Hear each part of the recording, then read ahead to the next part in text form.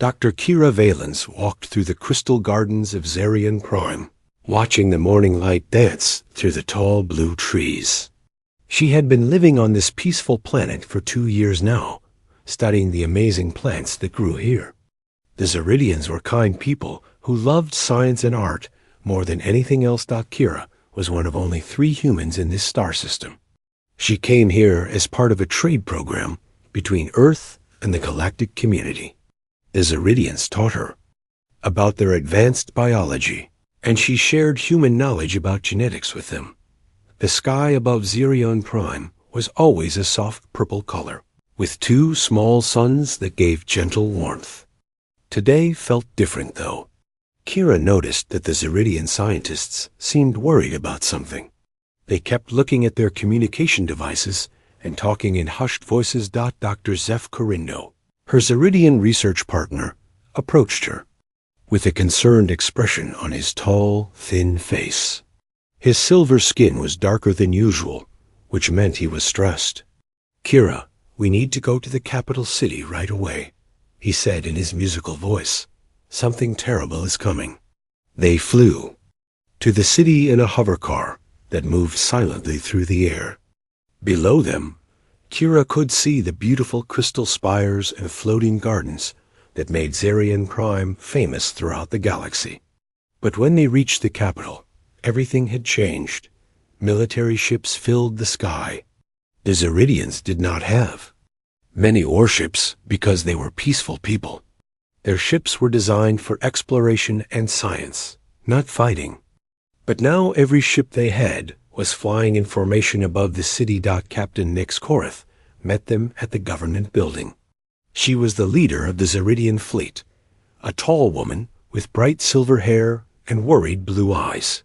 Her uniform was simple and elegant, like everything the Zaridians made. "The sensors have detected something at the edge of our system," Captain Korath explained. "Ships are coming toward us. Many ships. They are not responding to our messages."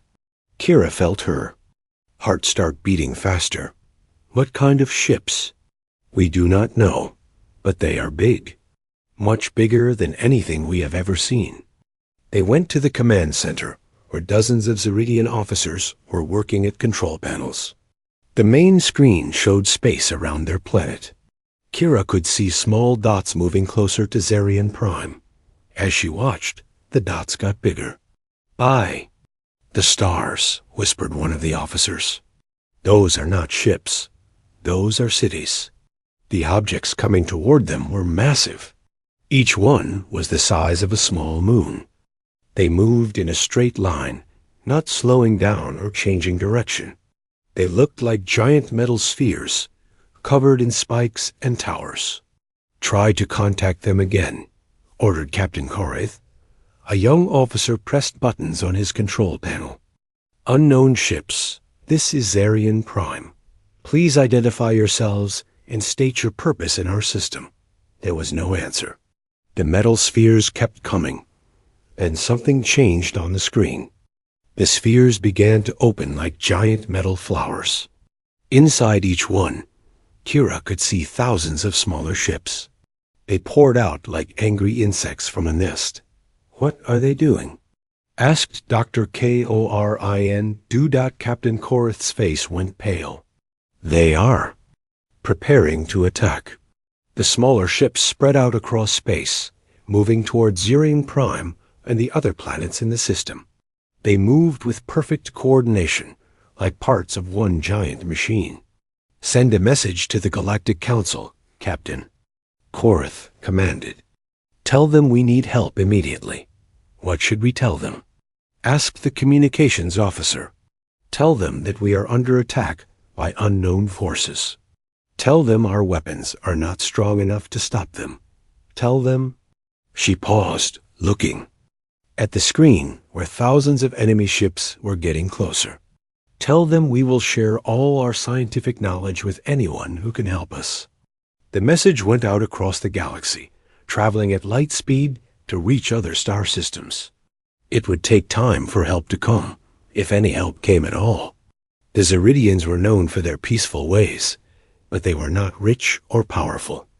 Many species might not think they were worth saving. Kira watched the enemy ships approach and felt afraid. These attackers moved like machines, not like living beings. They showed no interest in talking or negotiating. They just kept coming. "Captain," said the sensor officer, "the ships are scanning our planet. They are looking at our cities, our people, our resources." "What do they want?"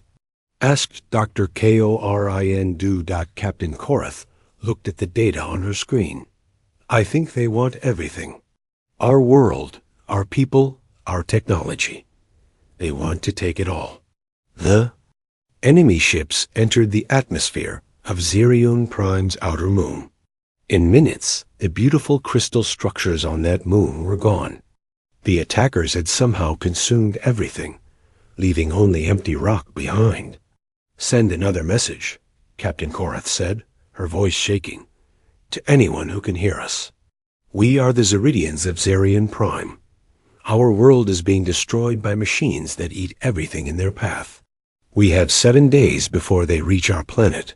We offer all our knowledge to anyone who can help us survive." The message went out into space, reaching toward distant stars. Most of the galaxy would ignore it. Most species had their own problems and could not risk their lives for strangers. But far away, in a part of space that most galactic maps showed as empty, something was listening. Something that had been waiting for this moment for a very long time. Deep in space, near a small yellow star, Admiral Jake Morrison sat in his command chair aboard the human starship, Terra's Pride. He read the translated message from Zerion Prime and smiled grimly. "Sir," said his communications officer, "should we respond to the distress call?" Admiral Morrison looked at the tactical display showing the position of the human fleet. 50 ships, all hidden in the darkness between stars. All waiting for orders. "Not yet," he said quietly, "but prepare the fleet for immediate departure. And send a message to Earth Command. Tell them the Devourers have returned." The plea for help had gone out across the galaxy. Soon, the galaxy would learn what answered that call. Admiral Jake Morrison stood in the war room deep inside Earth's military headquarters. The room was buried under a mountain in Colorado, protected by layers of metal and stone. Around the table sat the most important military leaders on Earth. "Show them the records," Admiral Morrison said to his aide. The lights dimmed, and a holographic display filled the center of the room. It showed a peaceful human colony world called New Denver. The planet had green fields, blue oceans, and small cities, where 50,000 people lived and worked. "This was taken 50 years ago," Morrison explained. "New Denver was one of our first colony worlds outside the solar system." The image changed. Now it showed the same planet, but everything was different. The cities were gone. The oceans were dry. The land was gray and empty. Nothing lived there anymore. "The machines came without warning," Morrison continued. "They destroyed everything in 3 days. We lost contact with New Denver, New Boston, and New Tokyo all in the same week." Colonel Lisa Hart, head of Earth's intelligence service, stepped forward. She was a small woman with sharp eyes and gray hair.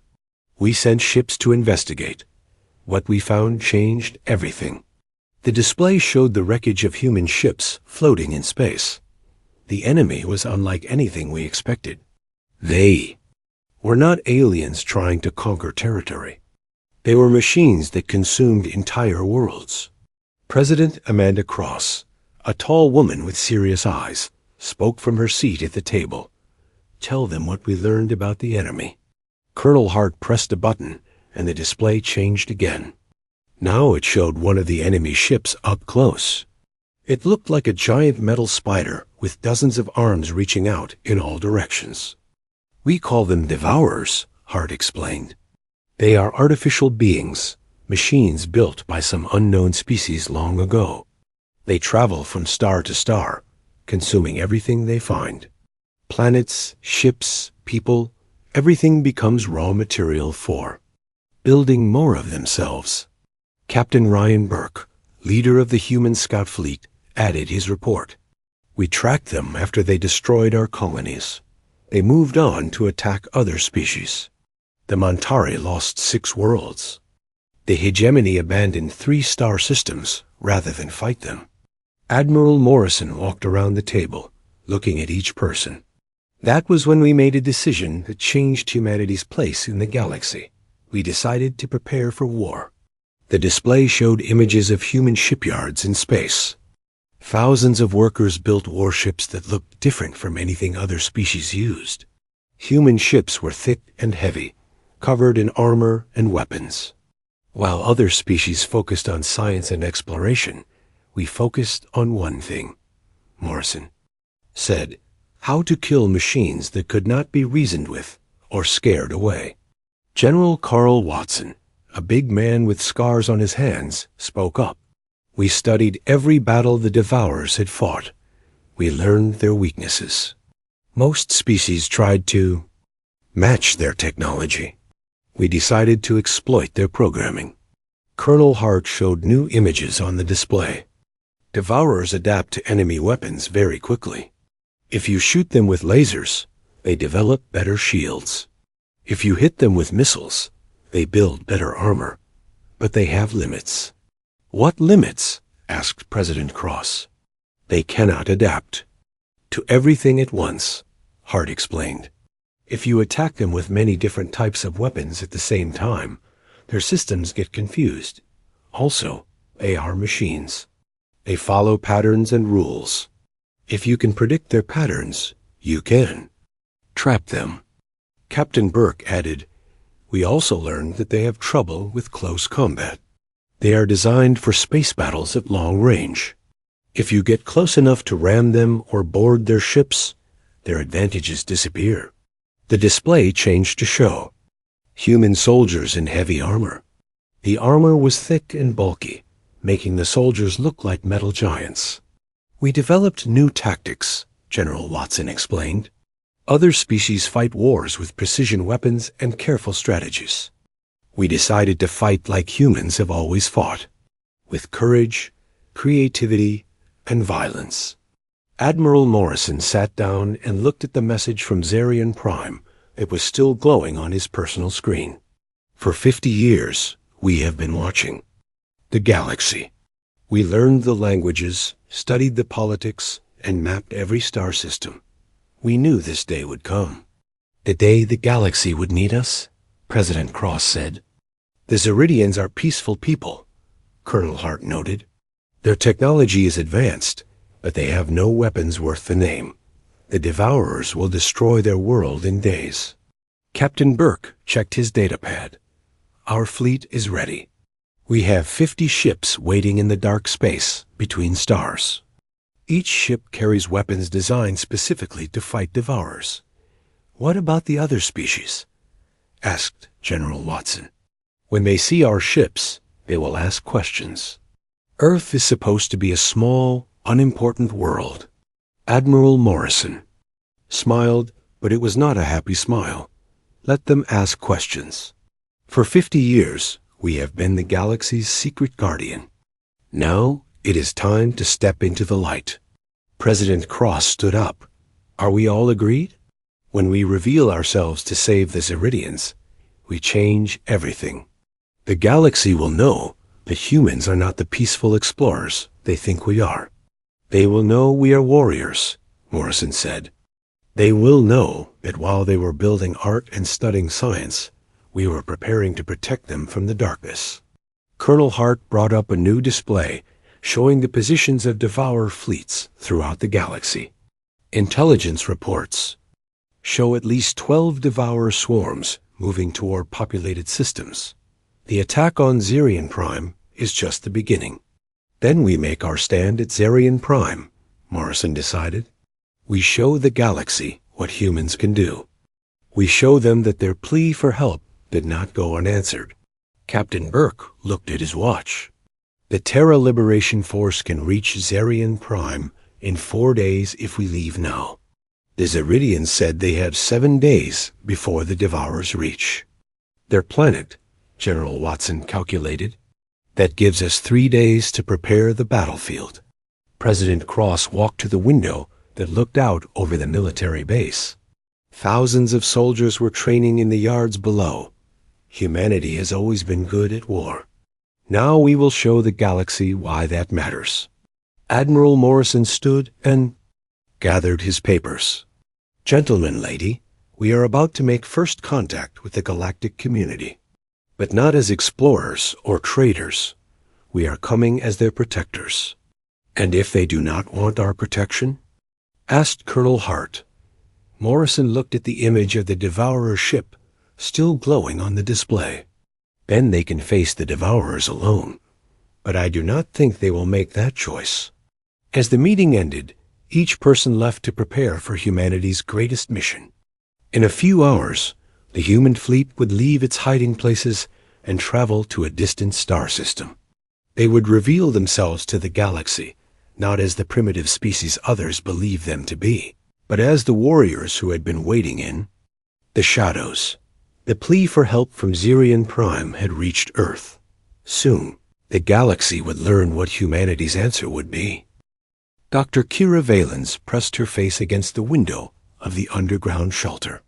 Above her, the sky over Zerion Prime was filled with fire and metal. The Devourers had arrived exactly when predicted, and they were tearing the planet's defenses. Apart. Captain Nix Korath stood beside her, watching her beautiful world burn. The Zeridian fleet had tried to fight, but their exploration ships were no match for the machine swarm. In 2 hours, they had lost half their vessels.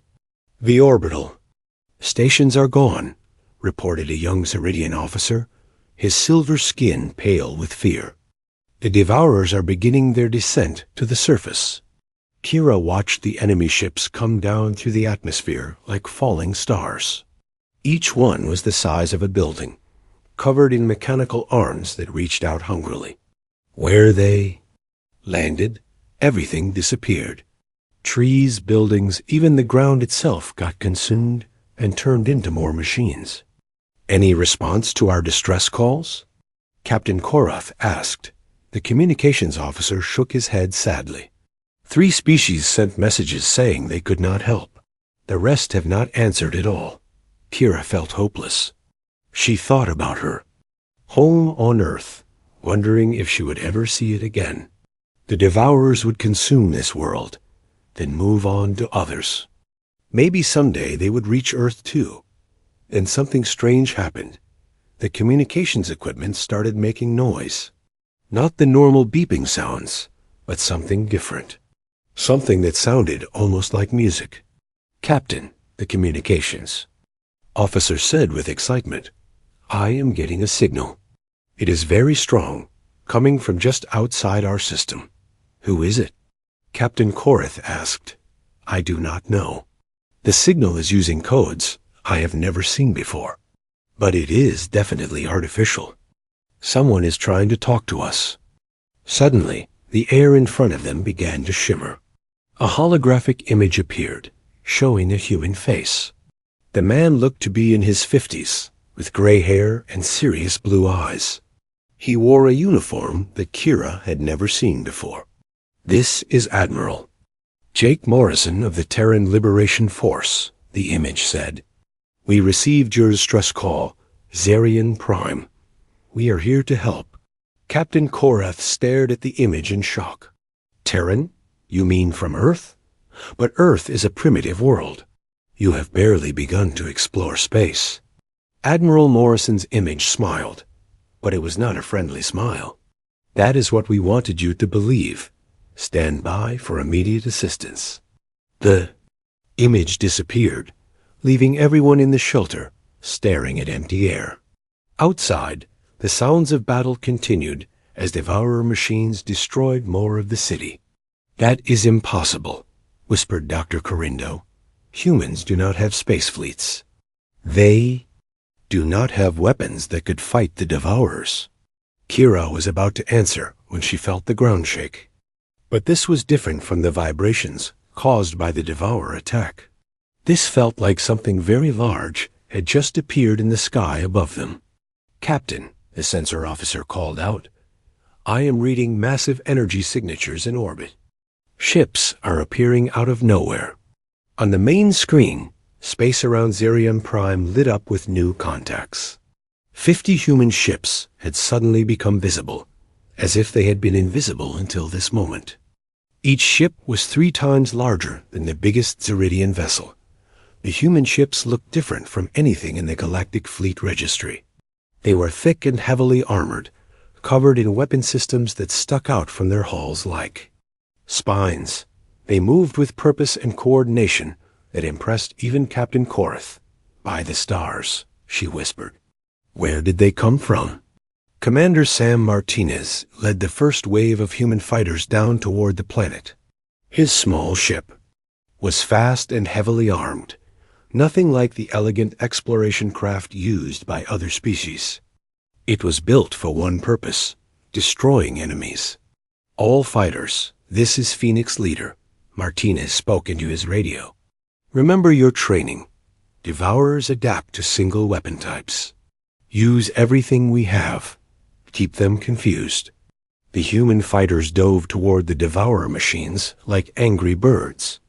But instead of firing lasers or energy weapons like other species, they used kinetic rounds, simple metal bullets fired at incredible speed. The Devourers had not seen weapons like this in centuries.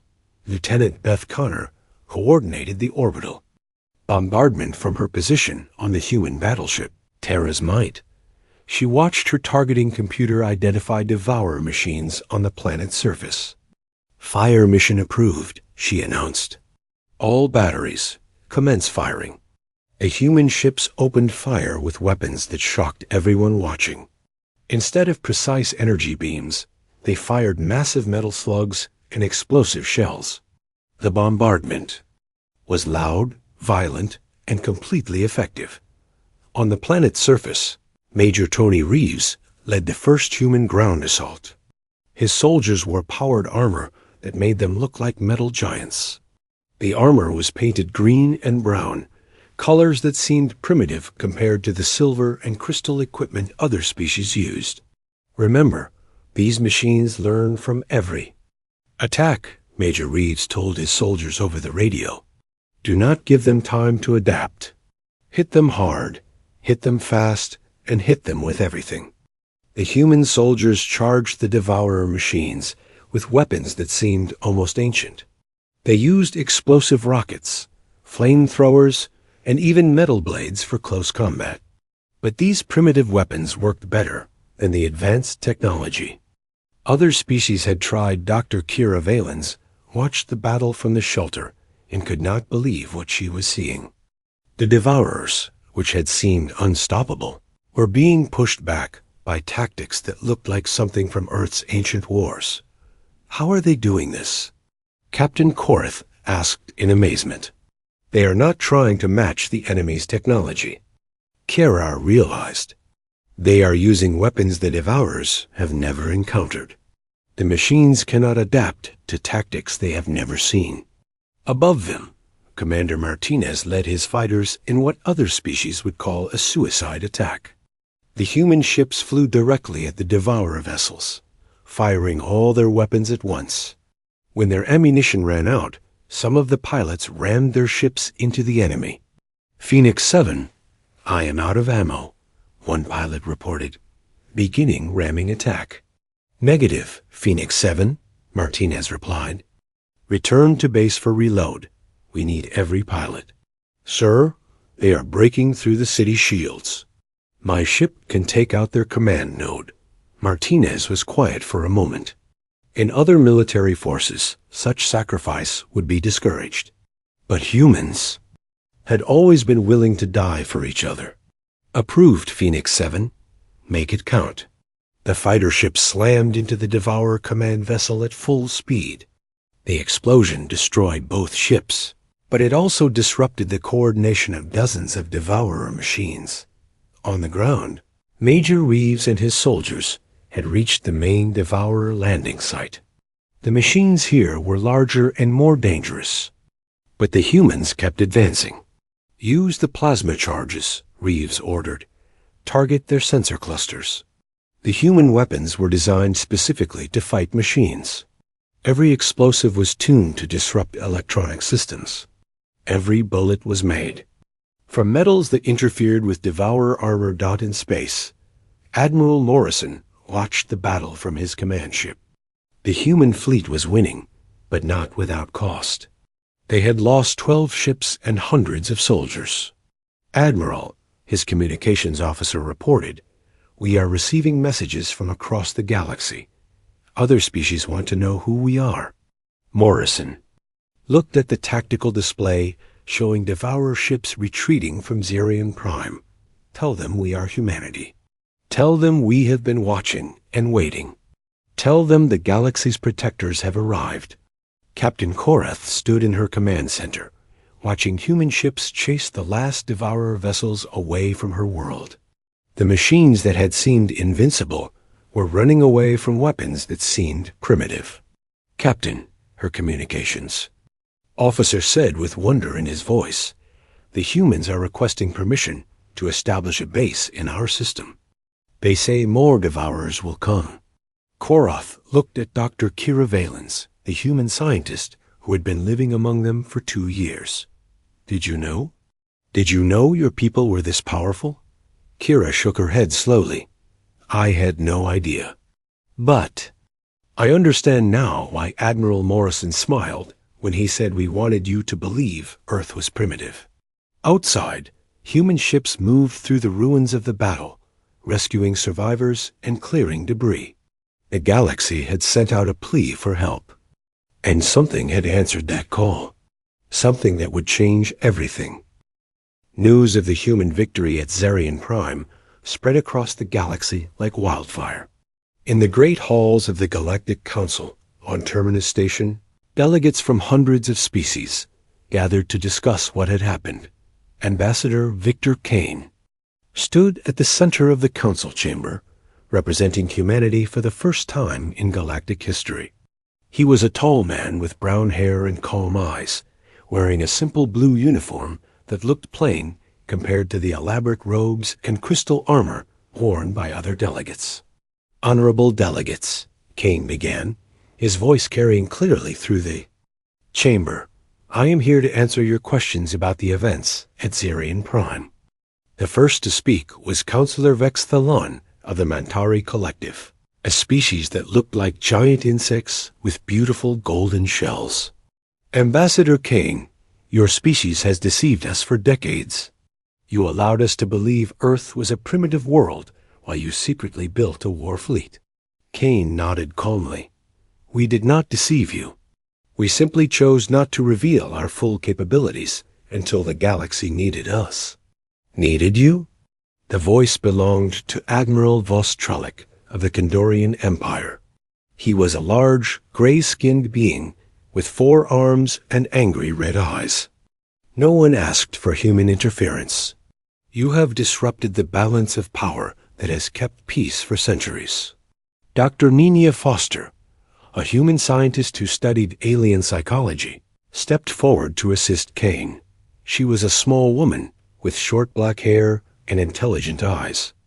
With respect, Admiral Trellick, the Devourers had destroyed over 40 worlds in the past 50 years. What balance of power could survive such losses? Murmurs filled the chamber as delegates discussed this point.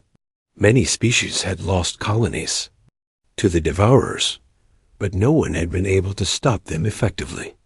Counselor Zara Thorne of the Free Trader Syndicate spoke next. She was a woman from a species that looked almost human, except for her silver skin and completely black eyes. "The humans claim they have been watching us for decades. What else? Do they know about our private affairs?" Kane looked directly at her. "We know about your illegal mining operations in the neutral zone. We know about the hegemony's secret weapons research. We know about the Ethereal Collective's plans to abandon the galaxy if the Devourer threat grows worse." The chamber erupted in shocked voices. These were secrets that some species thought no one else knew. Silence, called the council president, an ancient being whose species had been exploring space for thousands of years. Ambassador Kane, you will explain how humanity gathered this information. We listened, Kane said simply. For 50 years, we monitored your communications, studied your languages, and learned about your cultures. We did this not to spy on you, but to understand the galaxy we hope to join someday. General Carl. Watson, who had arrived with the human delegation, added his voice. We learned about the Devourer threat early in our space exploration. We realized that if we revealed ourselves too soon, we would be destroyed along with everyone else. So we decided to prepare in secret.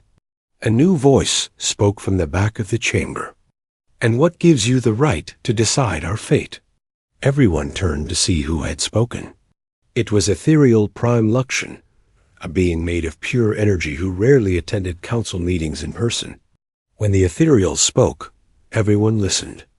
Kane felt the weight of the galaxy's attention on him. We claim no right to decide anyone's fate. We offer our protection to those who want it. We ask for nothing in return except the chance to work together against a common enemy. Nothing in return? Admiral Trellick laughed harshly. You expect us to believe that humans are offering military aid out of kindness? Dr. Foster stepped forward again. Admiral, human psychology is different from most species in the galaxy. We have a concept called pack loyalty when we consider someone part of our group. We protect them even at cost to ourselves. And who decides who is part of your group? Asked Consular Thalen. Anyone who wants to be, Kane answered. We have already received requests for alliance from 12 species. We will provide military support to any world that asks for it. The chamber fell silent as delegates considered this offer. The idea of free military protection was almost unthinkable in galactic politics. Counselor Myra Hest of the Scientific Union, a species that valued knowledge above all else, spoke carefully. Ambassador Kane, what do you want from us in return for this protection? Kane smiled. We want to learn from you. We want to share our knowledge with you. We want to work together to build a galaxy where no world has to face the Devourers alone. And what happens to our independence? Asked Admiral Trellick. Do we become subjects of the human empire? There is no human empire, Kane replied. We call it the Terran Defense Initiative. Any species that joins keeps their own government and their own territory. We only coordinate military responses to threats. General Watson pulled out a datapad and read from it. In the past week, we have detected 7 new Devourer swarms moving toward populated systems. The Zentari Republic will lose their homeworld in 10 days, unless someone helps them. The Merchants Guild has abandoned 3 colonies rather than fight. The chamber buzzed with worried conversations. Everyone knew that the Devourer threat was growing worse, but no one had been able to stop it. Dr. Foster activated a holographic display in the center of the chamber.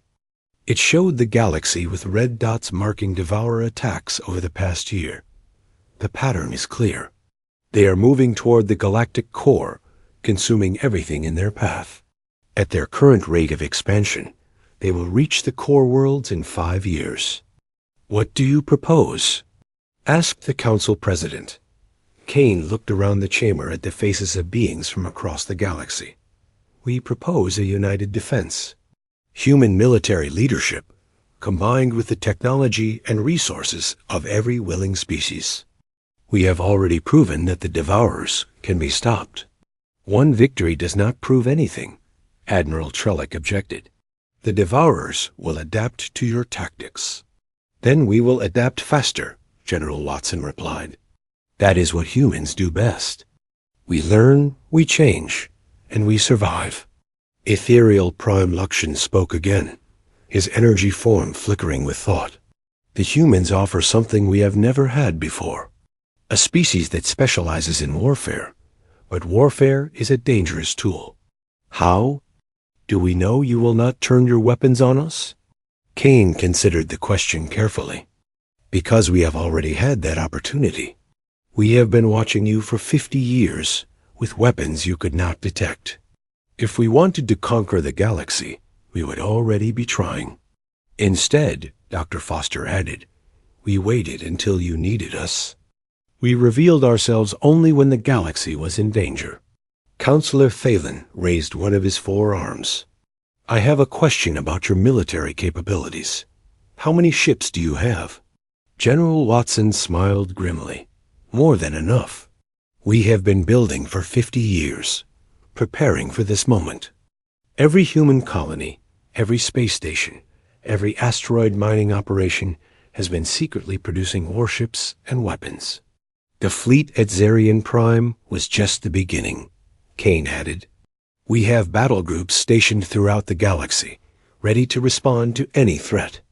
The chamber fell silent as the implications sank in. Humanity had not just revealed themselves as a military power. They had revealed themselves as the strongest military power in the galaxy. Vote, called out someone from the back of the chamber. Let us vote on whether to accept the human offer. The council president looked around the chamber.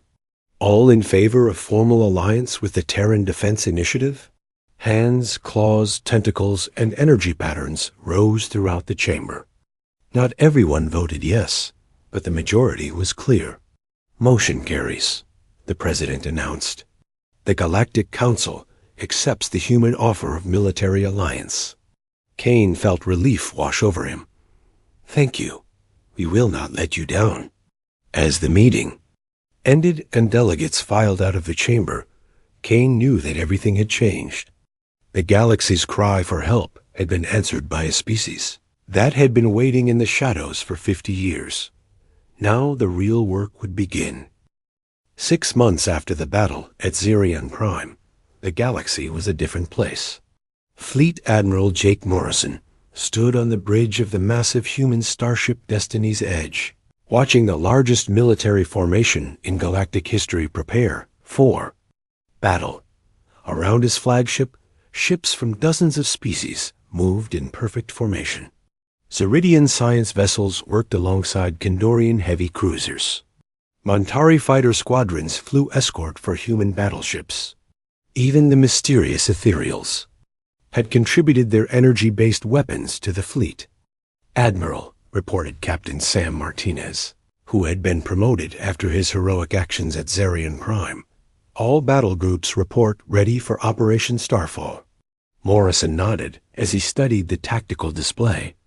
After months of careful planning and intelligence gathering, they had finally located the source of the Devourer threat.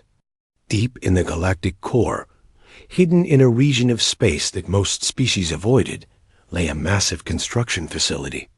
The enemy base is 15 times larger than anything we have ever seen, explained Dr. Nina Foster, who had joined the fleet. As senior strategic analyst, our scouts report it is building new Devourer swarms at an incredible rate. President Amanda Cross appeared on the communication screen from Earth. Admiral Morrison, you have approval for the attack. The fate of Udden. The galaxy depends on your success. Morrison looked at the mixed crew working on his bridge. Human officers stood beside Zeridian scientists and Kandorian warriors. In 6 months, they had learned to work together as one team. All ships, this is Admiral Morrison, he announced, over the fleet communication system. Today, we end the Devourer threat forever. Remember your training, trust your shipmates, and show the galaxy what we can accomplish together. The fleet jumped to hyperspace, carrying 60,000 beings from 30 different species toward the most dangerous battle in galactic history. Commander Ryan Burke led the advanced scout squadron toward the enemy base. His ships were equipped with the latest stealth technology, a combination of human engineering and ethereal energy manipulation. Burke to Morrison, he reported over the radio. Visual contact with the target. Sir, it is even bigger than we thought. The Devourer construction facility was a metal nightmare the size of a small moon. Thousands of mechanical arms reached out from its surface, building new ships from the raw materials of consumed worlds. Around it, completed devourer swarms waited. In perfect formation. How many ships? Morrison asked. Estimate over 10,000 enemy vessels, sir. They are beginning to move toward us. Morrison felt the weight of command on his shoulders. The largest battle fleet in galactic history was about to face an enemy that had never been defeated in large-scale combat. All ships, battle stations, he ordered. Remember, we are not just fighting for our own worlds. We are fighting for every species that has ever looked up at the stars and wondered what was out there. Major Tony Reeves, now a colonel, led the assault troops that would board the construction facility. His soldiers were volunteers from across the galaxy, all trained in human combat techniques. Listen up, he told his mixed force of humans, Zeridians, and Kandorians. The facility's core is protected by adaptive shields. We have to get inside and destroy it from within. The Zeridians will handle the technical systems. The Kandorians will provide heavy support, and we humans will clear the path. Began with a massive exchange of fire.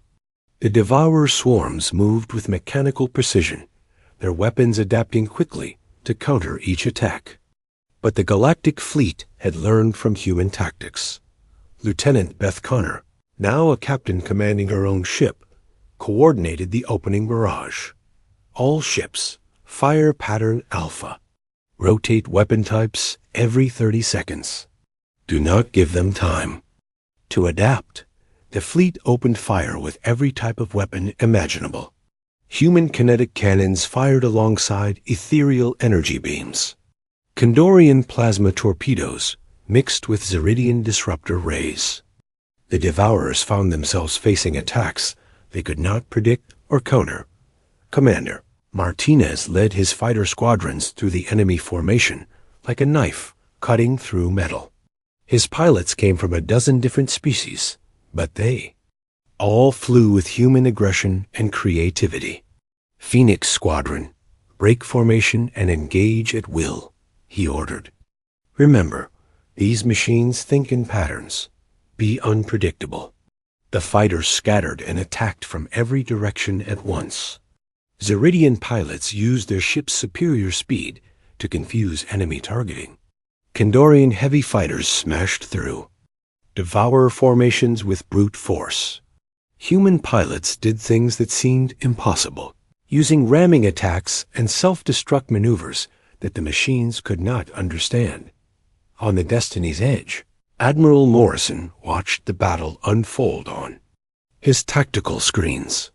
The galactic fleet was winning, but the cost was high. They had already lost over 100 ships. Admiral, reported his sensor officer, the construction facility is launching more ships. They are building them as fast as we can destroy them. Then, we have to stop the source, Morrison decided. Colonel Reeves, are your assault teams ready? Ready and waiting, sir, came the reply from the transport ships carrying the boarding parties. Go. Take that facility apart. The assault transports raced through the battle toward the massive Devourer base. Around them, the space battle continued with ships exploding in bright flashes of light. Colonel Reeves felt his transport shake as enemy fire hit the shields. Beside him sat Corporal Lisa Park, a young human soldier who had volunteered for the most dangerous part of the mission. Across from them, a Zeridian engineer named Kef checked his equipment one more time. 2 minutes to target, announced the pilot. Reeves looked at his mixed team of soldiers. Remember, once we are inside, we stick together. Humans take point. Zeridians handle the technology. Kandorians watch our backs. We have trained for this mission for months. Now let us show the galaxy what teamwork can accomplish. The transport crashed through the facility's outer hull, cutting a hole with plasma torches. The soldiers poured out into a corridor filled with mechanical defenders. Move, move, move. Reeves shouted as his team advanced. Human soldiers with heavy armor led the way. their weapons designed specifically to destroy machines. Behind them, Zeridian technicians worked to hack into the facility's computer systems. The fighting was fierce and close. Devourer machines tried to adapt to their weapons, but the mixed tactics of 3 different species kept them confused. Human explosives cleared blocked passages. Zeridian technology disabled security systems. Kandorian strength broke through reinforced barriers. Colonel, reported Sergeant Mike Chun over the radio, we have reached the central core. The Zeridians say they can shut down the construction systems, but they need 10 minutes. You have got it, Reeves replied, setting up a defensive position. All teams, hold this position at all costs. Around the Galactic Fleet, the space battle reached its climax. The Devourers had stopped building new ships and were throwing everything they had at the attacking force. But the Galactic Alliance held together. Captain Connor's ship took heavy damage, but she kept fighting. All power. To forward guns, she ordered. Target that command ship. Commander Martinez found himself in personal combat with a Devourer fighter that had adapted to match his tactics exactly. You want to copy me? He said to himself. Copy this. He flew his ship directly at the enemy and ejected at the last second, letting his unmanned fighter ram the Devourer while he was picked up by his wingmen deep inside the facility. Colonel Reeves and his team fought desperately to hold their position. Kef, the Zeridian engineer, worked frantically at the control panel while Corporal Park and the others held off waves of mechanical defenders. Almost there, Kef reported. Just 2 more minutes. A massive Devourer Guardian, 3 times the size of a human, broke through their defensive line. It reached toward Kef with metal claws that could cut through armor. Corporal Park threw herself between the machine and the engineer, firing her weapon until it ran out of ammunition. The Guardian struck her down, but her sacrifice gave Kef the time he needed. Got it, the Zeridian announced. Construction systems are shutting down. Throughout the facility, the building of new Devourer ships stopped. The mechanical arms that had been working for centuries went still. All teams evacuate immediately, Reeves ordered. This place is going to explode. The assault teams ran for their evacuation points as the facility began to tear itself apart. Without the controlling intelligence of the construction core, the Devourer base became a chaotic mess of exploding machinery. Admiral Morrison watched from his flagship as the massive facility collapsed in on itself. Around the wreckage, the remaining Devourer ships seemed confused and directionless. All ships, finish them off, he ordered. Do not let a single one escape. The Galactic Fleet moved forward to destroy the last of the Devourer swarms. Without their construction base, the machines were just another enemy that could be defeated. Dr. Kira Valens, who had been watching the battle from a medical ship, felt tears in her eyes as she saw the victory. The species that had saved her world at Zarian Prime had now saved the entire galaxy. When the battle was over, Admiral Morrison stood before representatives of every species in the Galactic Alliance. The ceremony was held on Terminus Station, where the Galactic Council had first voted to accept human help. Today we have proven that T